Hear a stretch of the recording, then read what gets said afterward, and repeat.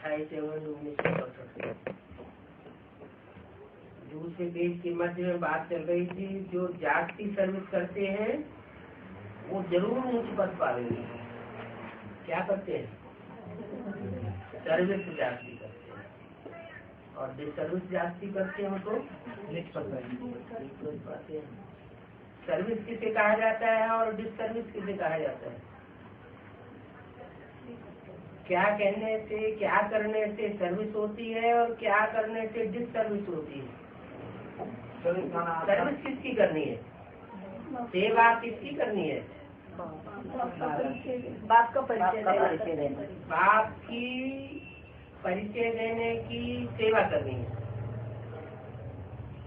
तो बाप का परिचय अगर एक एग्जैक्ट मिलता है तो सर्विस है, और एग्जैक्ट परिचय नहीं मिलता है तो पूरी सर्विस नहीं है। बेसिक नॉलेज में परिचय मिलता है ज्योति बिंदु, बेसिकली परिचय मिला, हमारी आत्मा ज्योति बिंदु, हमारा बाप ज्योति बिंदु।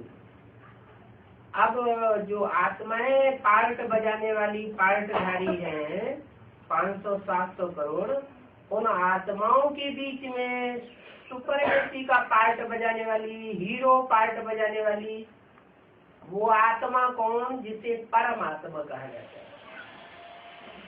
कहते हैं ना परम पिता परमात्मा। परम पिता पहले, परमात्मा बाद में। परमात्मा पहले क्यों नहीं?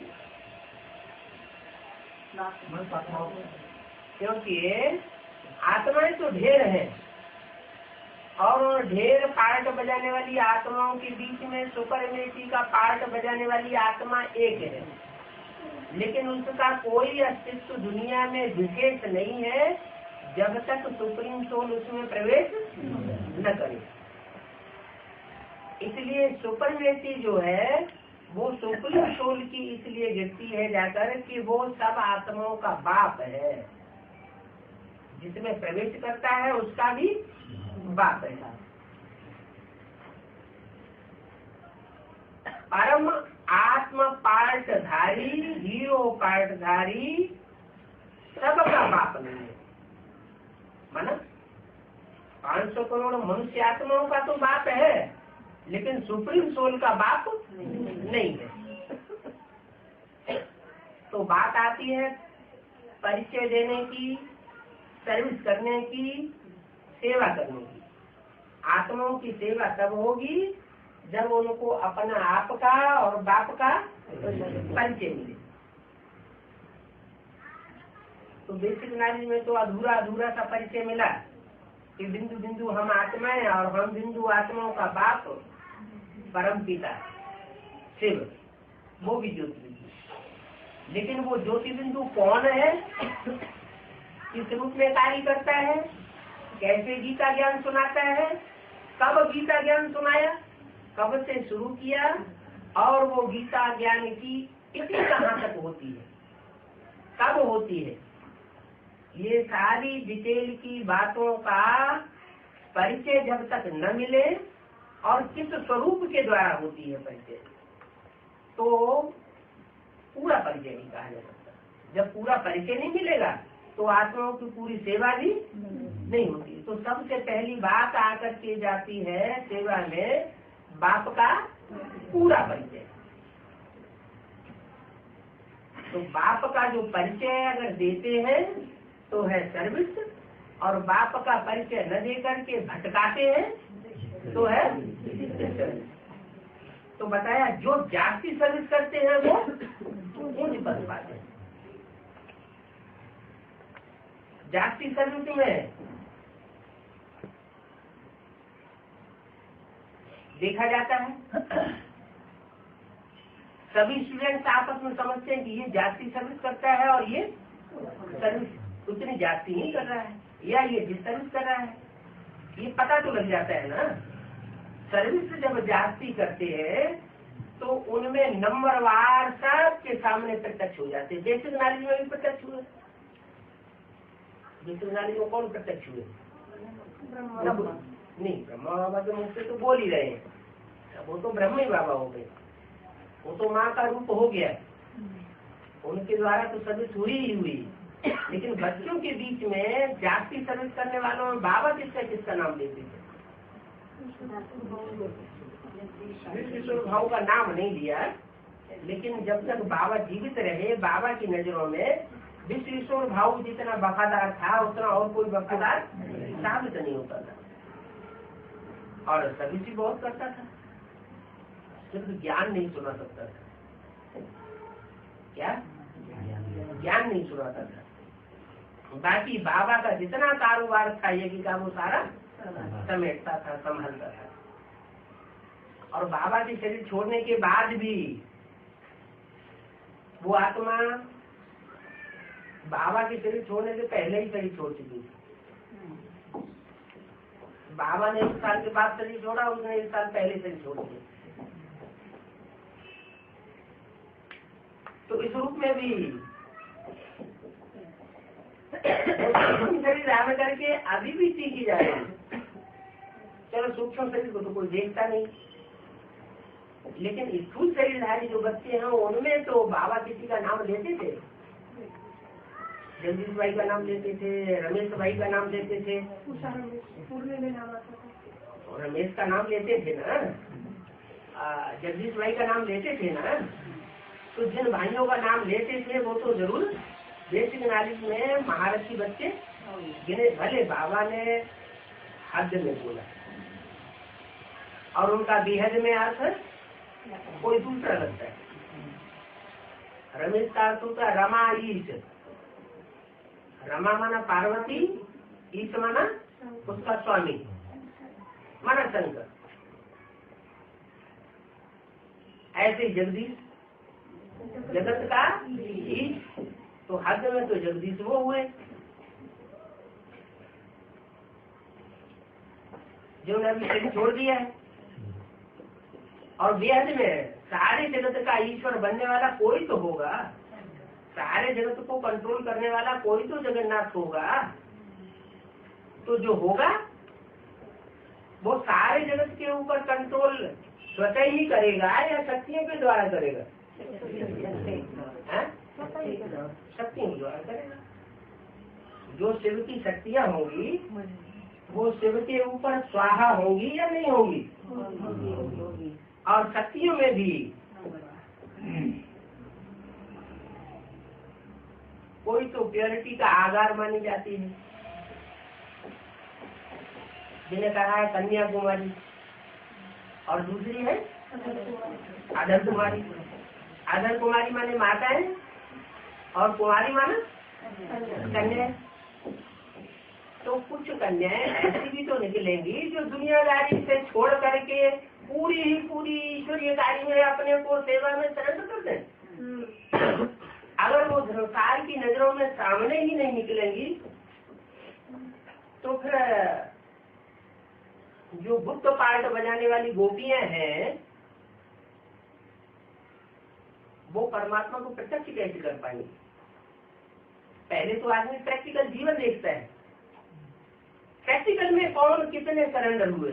भले ये बुद्धि की बात है, बाबा कहते हैं जो गृहस्थ में रहते हुए भी तन मन धन से सरेंडर है, अपने को सरेंडर समझते हैं, वो भी सरेंडर है, लेकिन वो दिखाई नहीं पड़ता। दिखाई क्या पड़ता है? जो प्रैक्टिकल में अपना घर घाट छोड़ करके, सारा संसार छोड़ करके, संसार की गतिविधि छोड़ करके ईश्वरीय कार्य में जिन्होंने अपने को झोंक दिया, तो वो तो दिखाई पड़ता है ना सबको। तो उससे पता लग जाता है कि ईश्वर का कार्य ये चल सकता है और दूसरा नहीं चल सकता है। इसलिए बाबा ने बोला है राजयोग सीखने वाले कितने होंगे? 16,000 गोपियां होंगे। 16,000 जो गोपियां होंगे वो सरेंडर्ड वर्ग में से होंगे या नॉन सरेंडर्ड वर्ग में से होंगे? नहीं, अगर होंगे भी बाहर तो भी तन हमसे पूरे सरेंडर दिखाई देंगे। अरे भाई इसमें तो पूरा अपना तन, पूरा मन, पूरा धन, पूरा समय, संपर्क संबंधी सब ईश्वरीय सेवा में झोंक दिया। तो उनको सरेंडर कहा जाएगा, ना सरेंडर कहा जाएगा, उनको भी सरेंडर कहा जाएगा। उनमें मुख्य नंबर जाति कौन ले जाते हैं? क्योंकि कन्याएं स्वतंत्र होती हैं, माताएं थोड़ी बंधन में होती हैं। तो बंधन में रहने के कारण वो उतना जाति उछल नहीं सकती। बंधन वाली चिड़िया ऊपर नहीं उड़ेगी, और जो निर्बंधन चिड़िया होगी वो चाहे तो बहुत ऊपर उड़ सकती है। तो जो कन्याएं सरेंडर होती है, वो कन्याओं के सरेंडर होने से पता लग जाता है कि भगवान का कार्य कहाँ चल रहा है। दुनिया में ऐसा कहीं हुआ नहीं होगा कि बिन देरे हम तेरे। ईश्वर जहाँ कार्य कर रहा होगा वहाँ प्रैक्टिकल में वो शिव शक्तियाँ जरूर आगे आएंगी, और वो पहले अपनी ईश्वरीय सेवा में अपने को स्वाहा करके भगवान को प्रत्यक्ष करेंगे। तो बोला जो जाति सर्विस करते हैं तो जरूर उस पद पावे। सर्विस तन से होती है, सर्विस मन से होती है, धन से होती है। समय जो भी 24 घंटे का आदमी को मिलता है वो समय कितना लगाता है, उससे भी सर्विस होती है। देखने में आता है कि ये तो अपना सारा समय इसी कार्य में लगा रहा है। जो भी संबंधी है उन संबंधियों की सारी ताकत उस ईश्वरीय सेवा में झोंक रहा है। तो इन सब बातों से ये पता लग जाता है कि ये जाति सर्विस करने वाला है और ये कम सर्विस करने वाला है और ये डिसर्विस करने वाला है। तो जाति सर्विस करने वाले उस पर पाएंगे जैसे रमेश बॉम्बे वाला है, सर्विस का बहुत शौक है। बेसिक नॉलेज में तो रमेश की बात की, और एडवांस नॉलेज में भी कोई रमेश है जो तन से, मन से, धन से, समय से, संपर्क से, संबंधियों से, जो भी संबंधी है या नहीं है, तो उनको ईश्वरीय सेवा में लगाना है। कहते हैं बाबा नौकरी छोड़ दूं?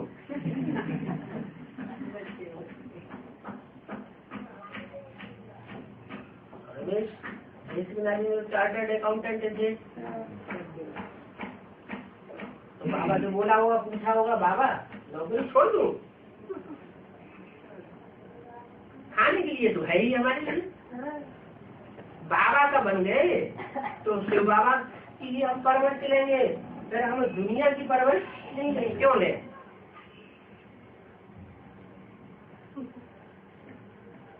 बाबा कहते हैं अभी नहीं। क्या बच्चे से क्या कहा? अभी नहीं। उस समय हाथ का रमेश वो भी था, और वेद का रमेश भी सन 67 में वो भी था, वो भी नौकरी कर रहा होगा। और हाथ का रमेश भी नौकरी कर रहा होगा।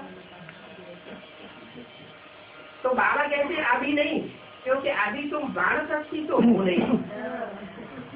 क्या अभी तुम बाण शक्ति स्टेज में नहीं आए हो।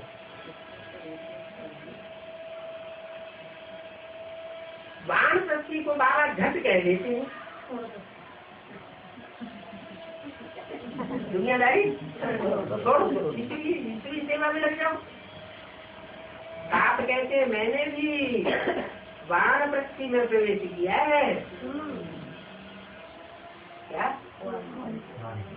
बाण शक्ति अवस्था हुई तो मैंने प्रवेश किया, चाहे प्रजापिता में और चाहे प्रजापिता ब्रह्मा में। जब तक बाण शक्ति अवस्था नहीं हुई प्रवेश नहीं किया। ब्रह्मा में तो प्रवेश किया,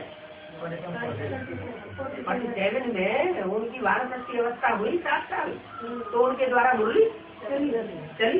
पता कैसे लगता है कि मेरा बाप भगवान पढ़ाते हैं? जब ज्ञान देते हैं तो पता पड़ता है कि इनके द्वारा मुरली सुनाई। तो सन 47 से जो मुरली चलाई गई, उस मुरली से सबको पता पड़ने लगा कि ये ब्रह्मा के द्वारा बाबा का, शिव बाबा का पाठ चल रहा।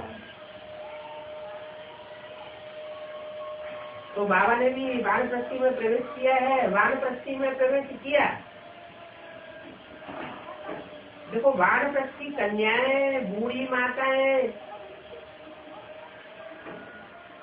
वो तो निकल सकती है, वानप्रस्थी हो या न हो।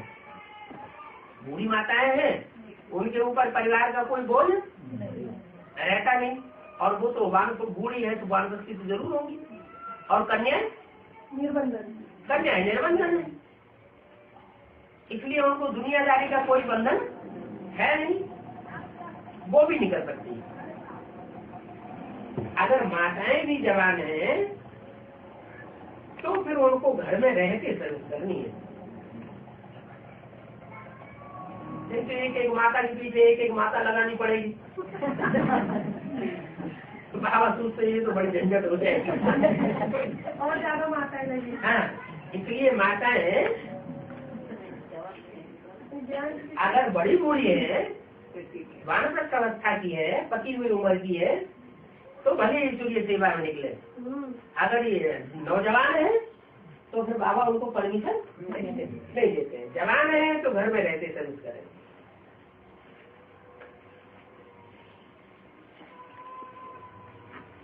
बाबा हर एक के सर्कमस्टांसेस देख करके राय देते हैं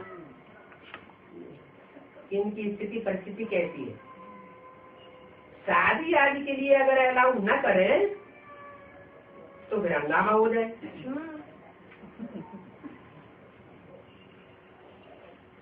हर तरफ हंगामा बढ़ता जाता है, इसलिए हर एक का हिसाब किताब देख करके राय दी जाती है।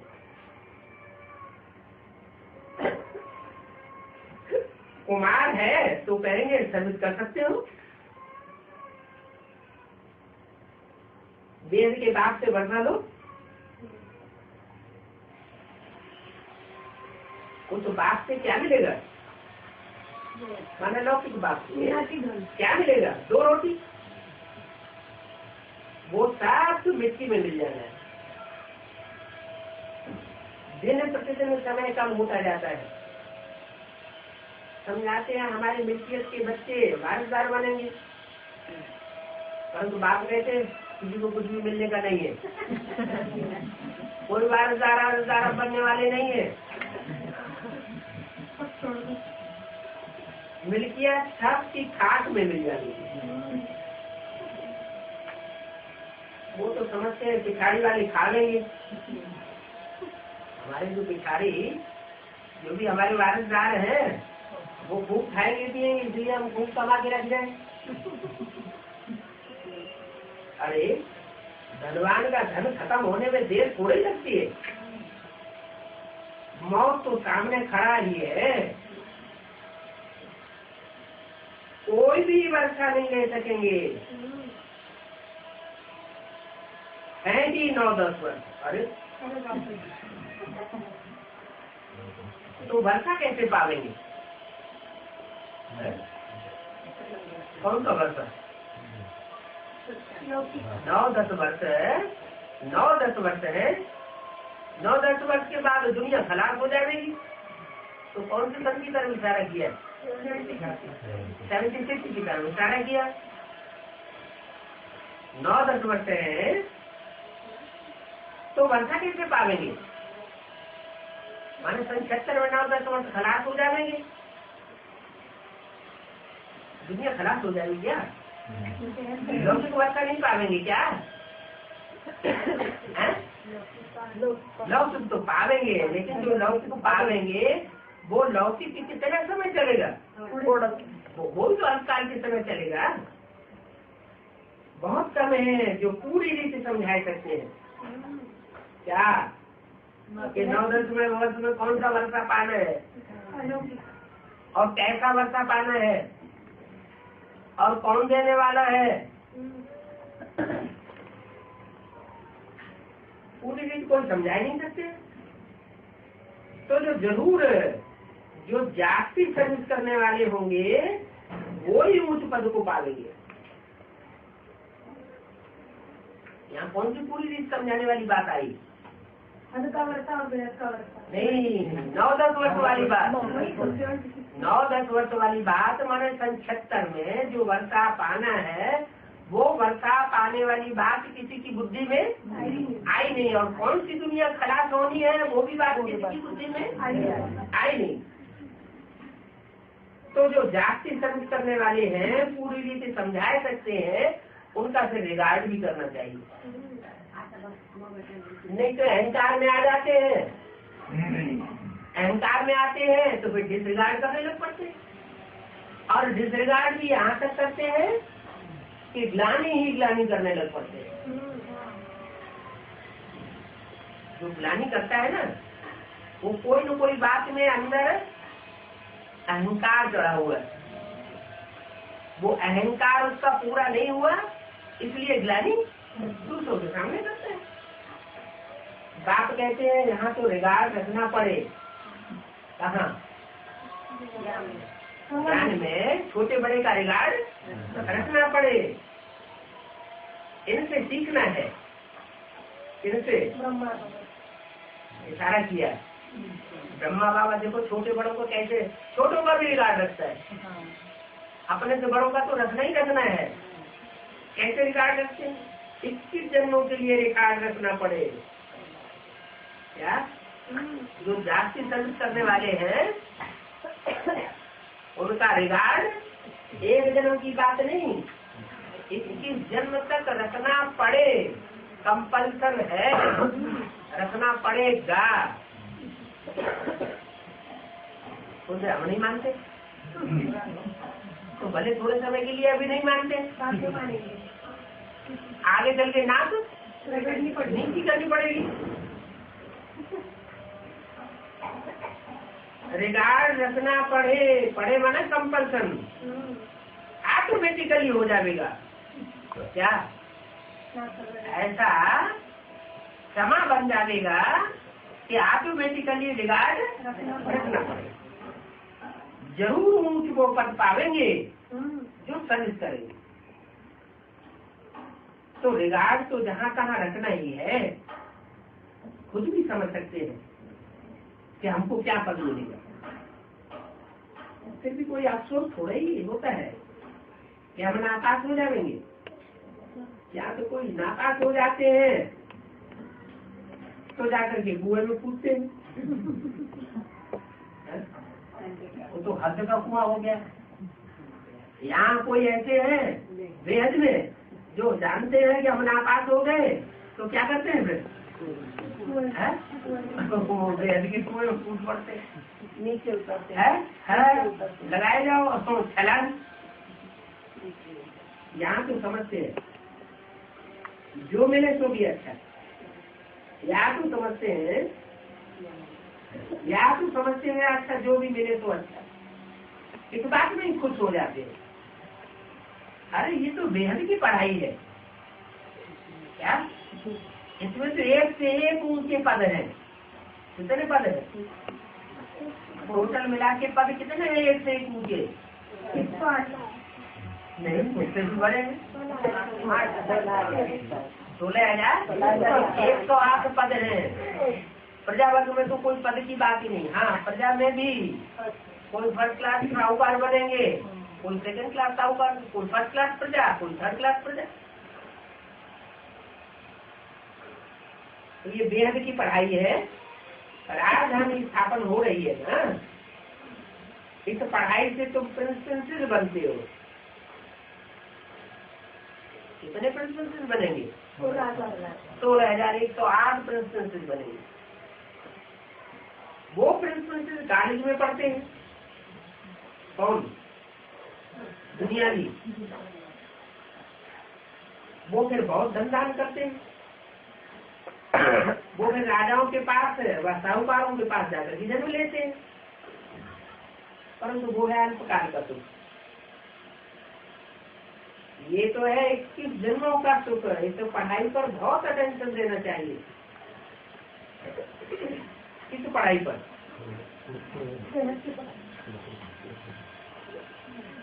इस पढ़ाई पर। तो इस कहकर के किस पढ़ाई की तरफ इशारा दिया? मुरली जो बाबा के द्वारा पढ़ाई जा रही है, सुनाई जा रही है, उसके ऊपर तो बहुत अटेंशन देना चाहिए। बजाय अटेंशन देने के उसको ये साबित कर दिया है तो 50% पानी।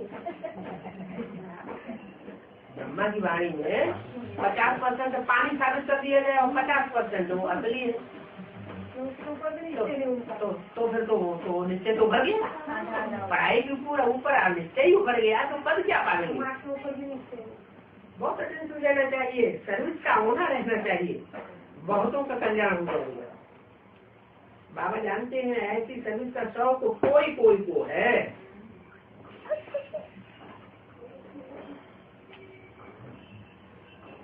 लक्षण भी अच्छे चाहिए ना, ऐसे नहीं कि जिस सर्विस करके यज्ञ का भी नाम बदनाम करें और अपना भी मुक्त करें। भाई का नाम बदनाम करें, यज्ञ किसे कहा जाता है, दीवारों को, ज्ञान को यज्ञ कहा जाता है। ज्ञान माने जानकारी, जानकारी जो है वो किसके द्वारा मिलती है, ऊंच से ऊंच के द्वारा हमको जानकारी मिलती है, जिससे ऊंचा दुनिया में कोई होता नहीं। इब्राहिम से कैसे भी ऊंचे है, लेकिन उनसे भी ऊंचा वो सुप्रीम सोल से बाबा जो सृष्टि पर आता है, वो सबसे ऊंच ज्ञान देता है। अगर उस ज्ञान के कारणकारी का विश्लेषण पूरा न हो पाए तो नाम बदनाम होगा ना। कोई एक एक बात के पीछे पड़े और पूछे तो हर बात का जवाब ही तो आना चाहिए। डिस्टर्ब करके यज्ञ का नाम बदनाम कर देते हैं, अपना नुकसान करते हैं। 28 जनवरी 1967 की वाणी का तीसरा दिन, बाबा तो हर बात के लिए समझाते रहते हैं। मेडल्स के लिए कितना लिखते रहते हैं। मेडल्स क्या होता है? जेब में लटकाते हैं। ब्रह्मा बाबा के समय प्लास्टिक के 4 आने के चित्र बिकते थे, प्लास्टिक के बने हुए। उनमें एक तरफ त्रिमूर्ति होता था, दूसरी तरफ लक्ष्मी नारायण का चित्र होता था, उसको मेडल नाम देते। तो बोला मेडल्स के लिए कितना लिखते रहते हैं, फिर समझा जाता है ड्रामानुसार देरी पड़ती जाती है।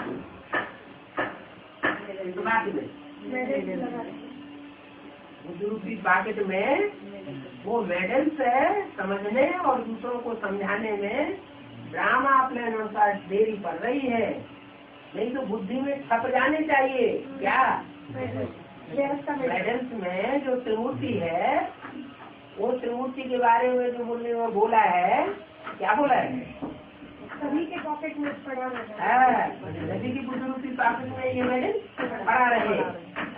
कोई भी नया जिज्ञासु आए, हाथ से निकाला और उसको समझाना, ये तुम्हारा बाप है, ये है रचयिता, और ये है रचना, और ये है तुम्हारा बच्चा। कहते तो दिखा दो, ये है तुम्हारा बच्चा। तो एक्यूरेट किसी की बुद्धि में समझाएंगे तो बुद्धि में बैठेगा। जो बाबा कहते हैं त्रिमूर्ति का चित्र है लेकिन एक्यूरेट नहीं है, तो बच्चों को एक्यूरेट चित्र निकालना चाहिए। एक्यूरेट क्यों नहीं निकाले? एक्यूरेट निकालेंगे तो सबकी बुद्धि में बैठेगा कि ये त्रिमूर्ति सिर्फ क्यों कहा जाता है, एक मूर्ति क्यों नहीं कहा जाता। बेसिक नॉलेज में क्या किया, एक मूर्ति बना दी। मूर्ति में ब्रह्मा की जगह तो ब्रह्मा को बैठाया ही, लेकिन विष्णु की जगह भी ब्रह्मा का ही चेहरा लगा दिया, और शंकर की जगह भी ब्रह्मा का चेहरा लगा दिया। बाबा कहते हैं एक्यूरेट चित्र नहीं है। बोली में बोला ये एक्यूरेट चित्र नहीं, तो बच्चों को एक्यूरेट चित्र निकालना चाहिए। तो एक्यूरेट चित्र निकालेंगे तो एक्यूरेट दूसरों को भी समझा सकेंगे। परंतु ड्रामा प्लान अनुसार देरी पड़ती जाती है। ये लक्ष्मी नारायण फर्स्ट क्लास है। बाबा ने कहा 30 बाई 40 इंच का बना दो, परंतु बनावे कौन? जो पूरी रीति वाकुफ हो, वाकुफ माने मालूम हो, जानकार हो, वो ही बना ले। पूरी रीति जानकारी नहीं, आज निश्चय बैठता है, कल निश्चय उखड़ पड़ता है, तो पूरी रीति जानकार कहाँ हुआ? पूरी रीति जानकार हो वो बना ले, तो बहुतों का कल्याण हो जाएगा। खुद ही नित्य नहीं है तो दूसरों का कल्याण नहीं कर सकते। कर नहीं सकते। माया की ग्रहचारी भी तो होती है ना। आज बृहस्पति की दशा है, कल राहु की दशा बैठ जाती है। इसकी दशा है आज बृहस्पति बृहस्पति क्या होता है? गुरु गुरु होता ही है, गुरु ही होता है, लेकिन उसका नाम क्या है? बृहस्पति मैंने बड़ा पति पति, वो पतियों का भी पति है, रक्षा करने वाला है। वो बृहस्पति की दशा बैठती है।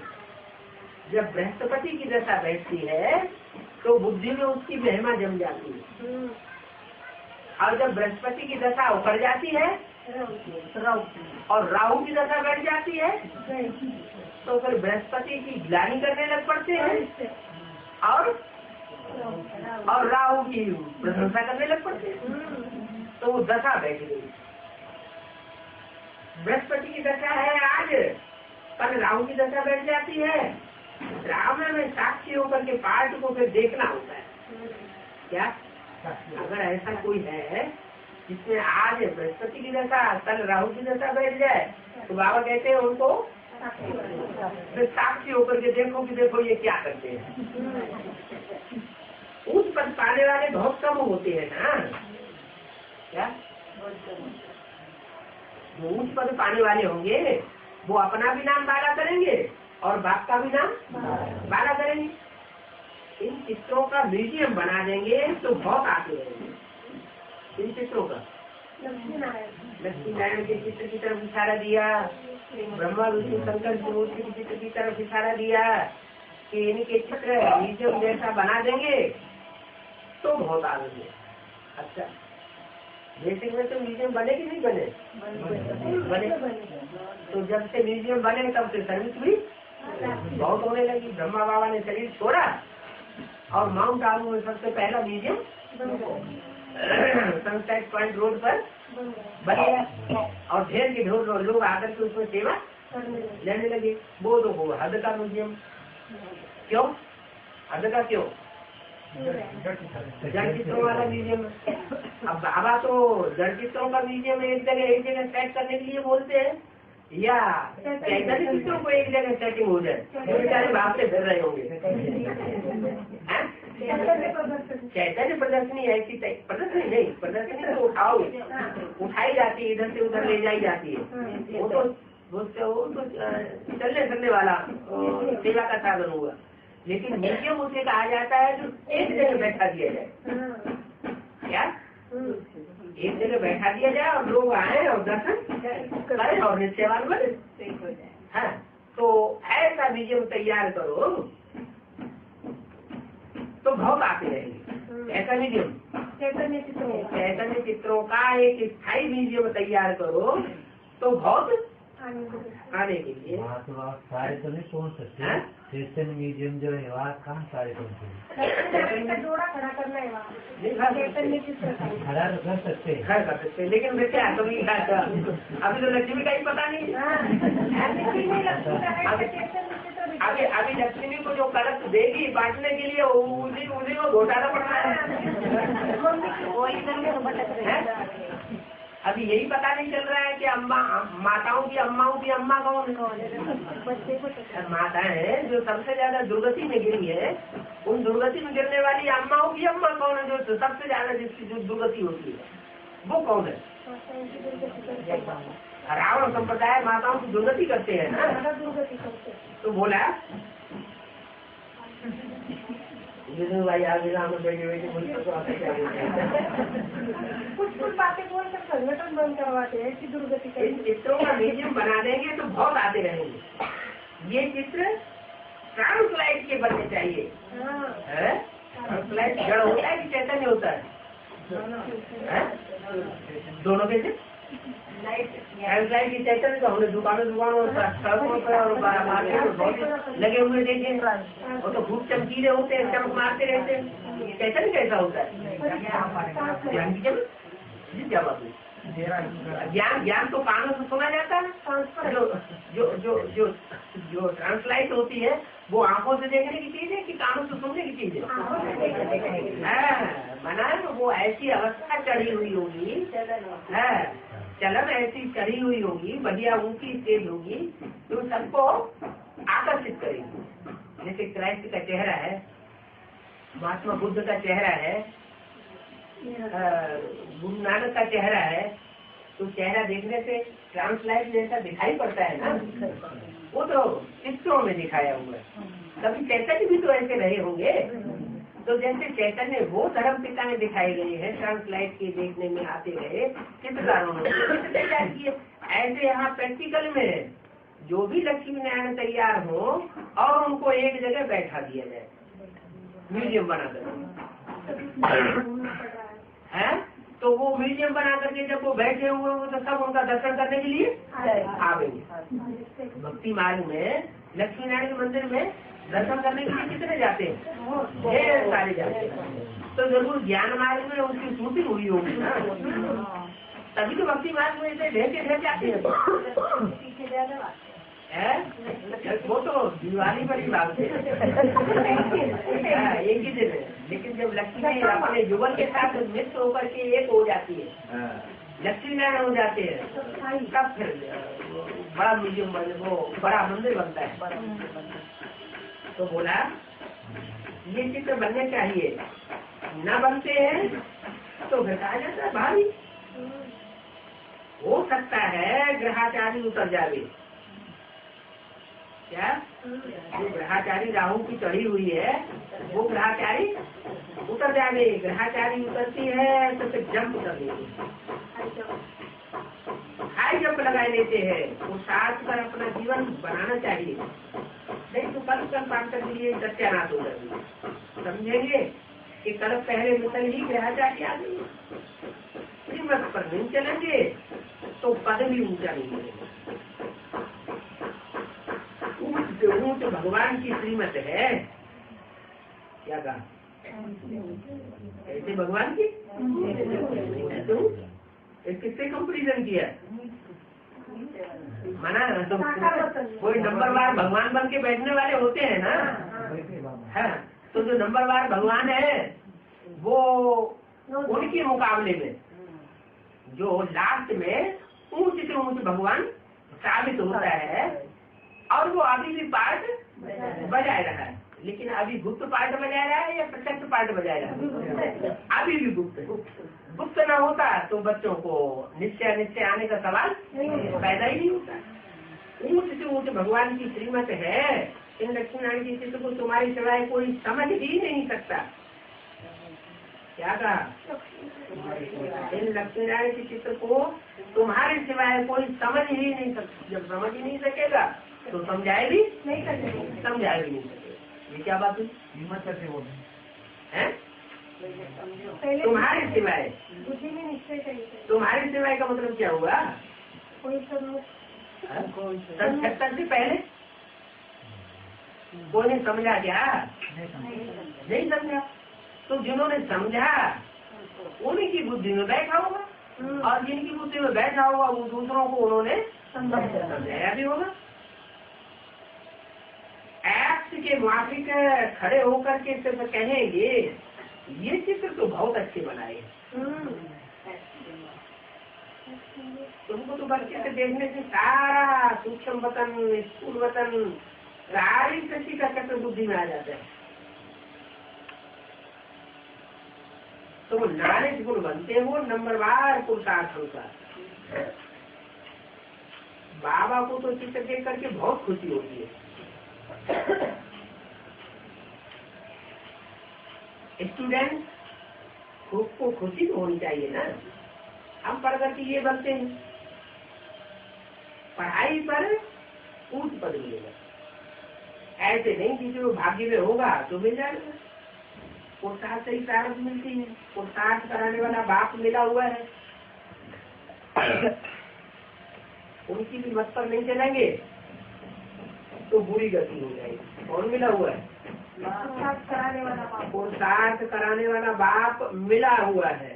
मिला हुआ है का मतलब माने प्रैक्टिकल में है।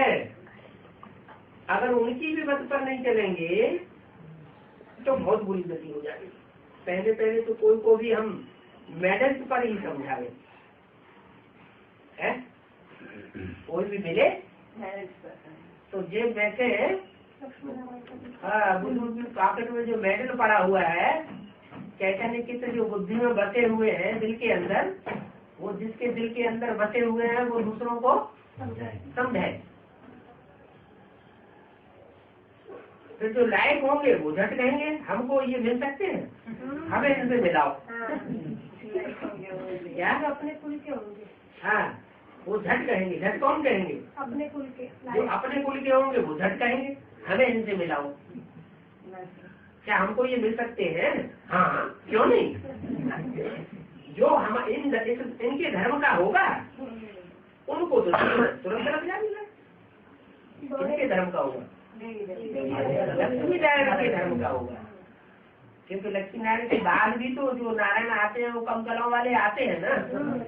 अगर उनके कुल का होगा तो नहीं समझेगा तुरंत, झट उसको तीर नहीं लगेगा।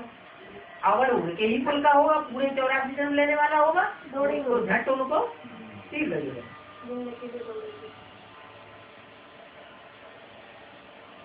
तो धर्म का जो होगा उनको तीर लग जाएगा, खुद भले जहन्नुम में चला जावे मगर दूसरों का कल्याण होगा।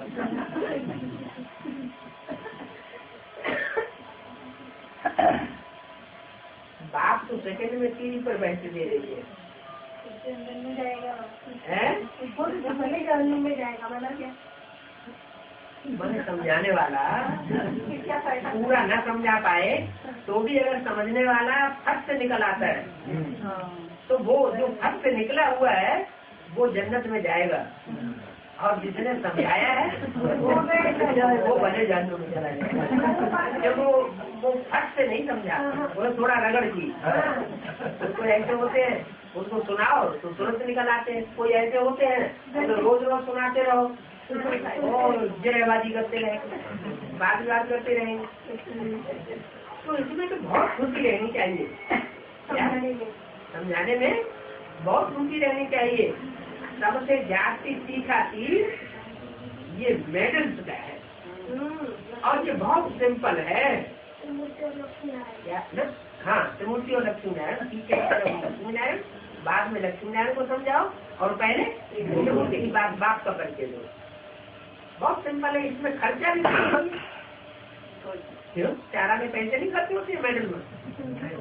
प्लास्टिक का जो लेंगे चारा में फिर भी खर्च होंगे, लेकिन बुद्धि में जो बैठा हुआ होगा कि ये त्रिमूर्ति में 3 मूर्तियाँ प्रैक्टिकल में कौन कौन सी हैं जो सारे विश्व में प्रत्यक्ष होने वाली है, तो इसमें खर्चा कोई भी नहीं। बाबा खुद कहते हैं मेरे भक्तों को दो। कौन कहता है? बाबा कहते हैं, खुद कहते हैं। खुद कहते हैं मन बिंदी कहती है, खुद कहते हैं मैंने कोई से कहते हैं। बाबा खुद कहते हैं मेरे भक्तों को दो। क्या? जो मेरी ग्लानि करने वाले हैं उनको न दो, या जो दूसरे धर्म पिताओं की जी हुजूर करने वाले हैं उनको न दो। मालूम तो पड़ जाता है ना कि इसकी बुद्धि में ये गुरु बसा हुआ है, इनकी बुद्धि में ये गुरु बसा हुआ है। तो जिनकी बुद्धि में और गुरु बसे हुए हैं उनको न दो, किसको दो? हाँ, जो मुझे एक को जानने वाले हैं मेरे भक्तों को दो। मेरे भक्त कौन से हैं? इनके भक्त कौन से होते हैं? इनके भक्त तो शैव संप्रदाय कहे जाते हैं। हाँ, वो शिव का नाम लेने से ही चटक पड़ते हैं। शिव के भक्तों को तो शिव के भक्तों के पास अंदर घुस जाना चाहिए। हाँ, मंदिर जहाँ जहाँ शिव के मंदिर हैं वहाँ घुस जाना चाहिए। कोई लक्ष्मी नारायण के मंदिर नहीं, ब्रह्मा कुमारी वहाँ तो वहाँ दीदी दादा की पूजा हो रही है, बेदारी की पूजा हो रही है, पूजा हो रही है। शिव का नाम निशानी गुम कर दी है। बाबा ने बोला उनका नाम लाभ की गुम कर दिया। में वो दादी दीदी तो शिव के भक्तों के पास अंदर घुस जाना चाहिए। हाथ में मेडल हो, बोलो शिव बाबा कहते हैं मुझे याद करो तो राजाओं का राजा बन जावे। बस सारा दिन यही सर्विस करो। क्या क्या सर्विस करो? जो शिव के भक्त हैं मेडल पर बनाने की सारा दिन सर्विस करो कि यह त्रिमूर्ति, यह ब्रह्मा, यह विष्णु, यह शंकर, और इस त्रिमूर्ति के द्वारा शिव भगवान संसार में प्रत्यक्ष होते हैं। और बनाते क्या है? ये लक्ष्मी नारायण जैसा बनाते हैं। बनारस में तो शिव के मंदिर में बहुत सर्विस हो सकती है। क्या कहा? कौन से? इलाहाबाद के पास वाले बनारस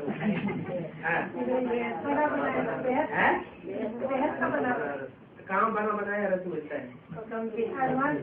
तो जहाँ बना बनाया रस मिला है उस मंदिर में तो बहुत सर्विस हो सकती है। हाँ, ढेर सारे आते हैं ना, उस शिव के मंदिर में तो बहुत सर्विस हो सकती है। कोई ना कोई निकलेंगे। बहुत आसान सेवा है, कोई करके देखो, खाना तो मिलेगा ही। बनारस के मंदिर में जो सेवा करने वाले होंगे उनको खाना तो मिलेगा ही। सर्विस करके देखो, सेंटर तो वहाँ है ही। दिखेगा तो अभी बताया ना, बनारस में तो शिव के मंदिर में बहुत सर्विस हो सकती है। कौन सा बना बनाया ज्ञान का रस कहाँ से मिला? जहाँ से मिला वही बनारस का बेहद का बनारस हुआ। तो बोला बनारस के मंदिर में तो बहुत सर्विस हो सकती है। कोई ना कोई निकलेंगे। कहाँ से निकलेंगे? बहुत आसान सर्विस है, कोई करके देखो, खाना तो मिलेगा ही। क्या बनारस के मंदिर में खाना न मिले ऐसी बात नहीं है, खाना तो मिलेगा ही। सर्विस करके देखो, सेंटर तो वहाँ है ही। सवेरे जाओ मंदिर में और रात को लौट आओ।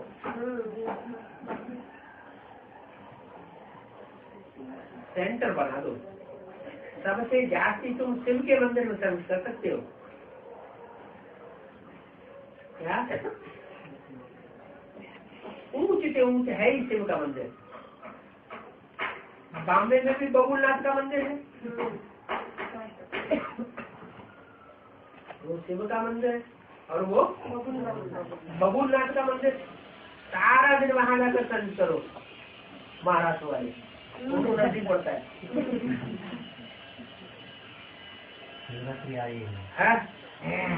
वहां जाकर के सारा दिन सर्विस करो। इसके लिए बाबा लाख तो मेडल छपाने के लिए कहते हैं। लाख तो छोड़ो, 10 लाख बनाओ। क्या है? 10 लाख मेडल के साथ क्या मतलब? यथा राजा तथा प्रजा। राजा लक्ष्मी नारायण होंगे तो जो प्रजा होगी वो भी कैसी होगी? 16 तरह संपूर्ण 84 जन्म लेने वाली प्रजा भी तो विशेष होगी ना। लक्ष्मी नारायण ज्ञानी आत्माएं होंगी तो प्रजा भी सारी कैसी होगी? ज्ञानी आत्माओं की प्रजा होगी। तो कितने मेडल बनाओ? 10 लाख बनाओ। 10 लाख मेडल तो बनाओ। बुजुर्ग लोग तो बहुतों की सर्विस कर बहुतों का कल्याण कर सकते हैं। क्या जो नौजवान है उनकी तो कम सुनेंगे, क्योंकि ग्लानी बहुत फैलाई हुई है। क्या जब ग्लानी बहुत फैल जाती है तो सोचते हैं नौजवान छोकरा छोकरी है, हमको क्या समझाएगा, इसी शकल तो देखा ही हम समझाने चला ऐसा होगा। इसकी तो दुनिया की बुद्धि हटी हुई है, इसके लिए ये बात साबित नहीं होगी।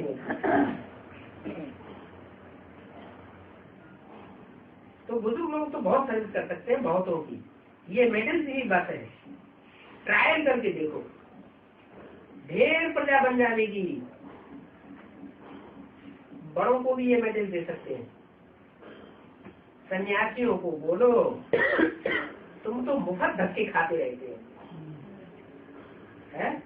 ये धक्के खाने से तुमको कुछ भी मिलना तो है नहीं। बाप से कहते मुझे याद करो बस, मन मना भव। तुम ये मन मना भव अक्सर भूल गए हो क्या? क्या अक्सर? मेरे में बुद्धि लगाओ। मन मना मेरे, मत माना मेरे, मना माने मन में, भव माना हो जा। मेरे मन में बुद्धि समा जा, बुद्धि से समा जा। कैसे समा जा? मन बुद्धि में जो मेरे संकल्प चल रहे हैं वही संकल्प तेरे अंदर चले। अगर वो संकल्प भी अगर विपरीत चल रहे हैं, मैं कुछ और सोच रहा हूँ और जिज्ञासु कुछ और सोचने लगे, तो मनमना भव हुआ या तनतना भव हो गया? वो तो झगड़ा हो गया है। तो मनमना भव अक्सर भूल गए हो क्या? मैं कहता हूँ एक व्यापी है और सन्यासी क्या कहते हैं? सर्वव्यापी है।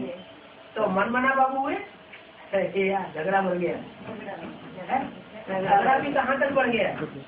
जिनकी बुद्धि में भी बैठेगा कि परमात्मा सर्वव्यापी है, उनकी बुद्धि एकाग्र होगी या भटक जाएगी और ज्यादा विकल्प हो जाएगी। अगर ये बुद्धि में बैठाएंगे कि एक व्यापी है तो बुद्धि एकाग्र होती रहेगी। तो तुम मन बना हुआ अक्षर भूल गए हो क्या? भगवान बात है ना क्या? मन बना भव, मेरे मन में समा जा, माने मेरी मन बुद्धि में तू भी समा जा। अपने संकल्पों को मेरे संकल्पों के अंदर समा दे। अब कृष्ण थोड़े ही भगवान है क्या? जिसे कृष्ण को सन्यासी याद करते हैं वो कृष्ण भगवान नहीं है। मानो कौन से सन्यासी की बात है? ब्राह्मणों की दुनिया में जो वेद के सन्यासी हैं उनकी बुद्धि किसमें लगी रहती है? जो ब्रह्मा बाबा है, जो कृष्ण की सोल है, उनमें उनकी बुद्धि लगी रहती है। तो बोला कृष्ण थोड़ा ही भगवान है। माना कृष्ण उर्फ ब्रह्मा बाबा थोड़े ही भगवान का स्वरूप है। वो तो पूरे 84 जगह क्या? वो तो जन्म मरण के चक्कर में सबसे जास्ती आते हैं। उसको निश्चय अनिश्चय सबसे जास्ती होता है। फिर भगवान कौन है? भगवान को भी निश्चय अनिश्चय होता होगा क्या? जैसे ब्रह्मा कुमारी है, डिस्टर्बेंस होती है, उन्हें दिखाई पड़ रहा है बहुत डिस्टर्बेंस हो रही है, हमारे सेंटर के सेंटर टूटते चले जा रहे हैं, तो उन्हें थोड़ा अनिश्चय बैठेगा है? अनिश्चय बैठेगा ना। तो बहुत सारे इतने सेंटर सारे टूट रहे हैं, इतने जिज्ञासु टूट रहे हैं, तो हो सकता है कि हम गलत रास्ते पर हैं और वो रास्ता सही है। तो फिर वो ऐसा समझने वाले भगवान का स्वरूप हुए क्या? वो तो मिट्टी के ढेले हो गए। थोड़ी सी परीक्षा आई मिट्टी के ढेले की तरह तो टूट गए। और जो भगवान का पाठधारी होगा वो तो ऐसी परीक्षाओं को कुछ भी समझेगा नहीं कि ऐसे तोड़ फोड़ करने वाले तो ढेर सारे निकलते ही रहते हैं। इससे कोई असर नहीं पड़ता है। और क्यों निकलते हैं ऐसे? इसलिए निकलते हैं कि इधर माला तैयार होनी। अगर ये ढेर के ढेर टूटेंगे नहीं तो माला कैसे तैयार होगी? और मनुष्यों के प्रभाव में आवेंगे नहीं तो माला कैसे तैयार होगी? कैसे पता चलेगा निश्चय बुद्धि कौन और अनिश्चय बुद्धि कौन होगी? निश्चय बुद्धि विजय से और अनिश्चय बुद्धि विजय से। जो अनिश्चय बुद्धि विनाश को पाते हैं वो सर्विस नहीं कर सकते। और जो निश्चय बुद्धि होते हैं उनकी बातों से ही, निश्चय बातों से ही पता पड़ता है कि जरूर इनको कुछ प्राप्ति हुई है। तो वो कृष्ण तो पूरे 84 जन्म लेते हैं। शिव बाबा इनको भी यह पद प्राप्त कराते हैं। इनको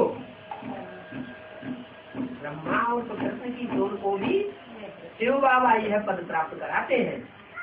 शिव बाबा प्राप्त कराते हैं। शिव बाबा ने प्राप्त नहीं कराया आज तक। क्यों? शिव ने प्रवेश तो किया, शिव बाबा नहीं कहेंगे। किसने प्रवेश किया? शिव ने प्रवेश किया, उनके द्वारा माँ का पाठ बजाया, लेकिन कोई प्राप्ति नहीं हुई। उनको प्राप्ति कब होनी है? शरीर छोड़ने की बाद, जब वो आत्मा प्रवेश करे, पढ़ाई पढ़े और पढ़ाई पढ़ के परिपक्वता की स्टेज को प्राप्त करे, तो शिव बाबा यानी कृष्ण को भी यह पद प्राप्त कराते हैं। फिर धक्के खाने की क्या दरकार है? कृष्ण को भी धक्के खाने की दरकार है? अरे मस्तक के ऊपर बैठा हुआ है तो वही बैठा रहे ना। फिर वहाँ माउंट आबू में वहाँ घुल जाता है, क्यों धक्के खाने जाता है? घड़ी घड़ी निश्चय अनिश्चय आता रहता है, पढ़ाई पूरी नहीं हुई है तब तक सबसे जास्ती अनिश्चय निश्चय किसको आना है? ब्रह्मा की सोच। फिर धक्के खाने की क्या दरकार? बाप तो कहते हैं तो मुझे याद करो, क्या कहीं भी धक्के खाने की दरकार नहीं है। याद करो, ऐसे नहीं कहते हैं कि मेरे ऊपर लोटा डालो, इनके ऊपर लोटी चढ़ाते हैं। तो ब्रह्मा ये होगा कि चलो हमने तो थोड़ा बहुत समझ ही लिया, एडवांस नॉलेज हमारी समझ में आ तो रही है। अरे इतनी ब्रह्मा कुमारियां हैं, वो हमको फॉलो कर रही है, इन लोटियों को भी तो उठा करके यहाँ सरेंडर करा दे, नहीं बेचारी वो दुर्गति हो जाएगी, कहाँ जाएंगी। तो बाबा कहते हैं, बाबा ऐसे नहीं कहते कि तुम मेरे ऊपर लोटी चढ़ाओ। हाँ ब्रह्मा को बनाएंगे, खुद ही भटक रहे हैं, कभी इधर कभी उधर। वो कैसे बच्चों को लोटी चढ़वाएगी? बाबा कहते हैं ये नहीं कहते, ऐसे नहीं कहते कि तुम लोटी डालो। तुम तो सबसे अच्छी शिव के मंदिर को कर सकेंगे क्या? कौन बोले?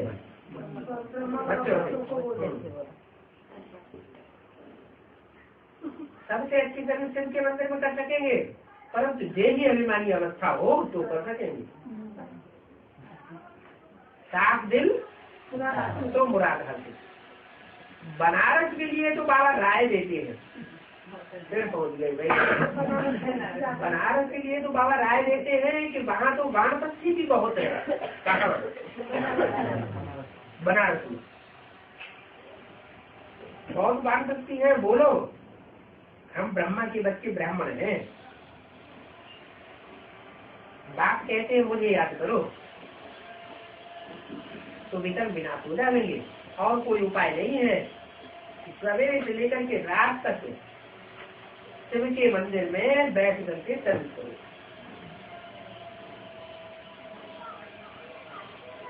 शिव बाबा खुद कहते हैं हमारे मंदिर तो बहुत है ना,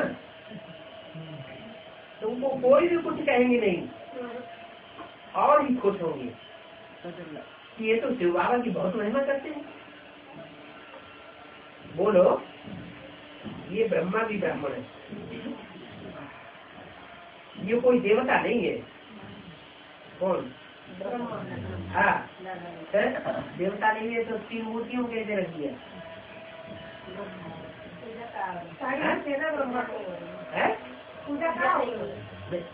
पूजा नहीं होती तो त्रिमूर्ति 3 देवताओं क्यों रख दिया? देवदेव क्यों कहते हैं?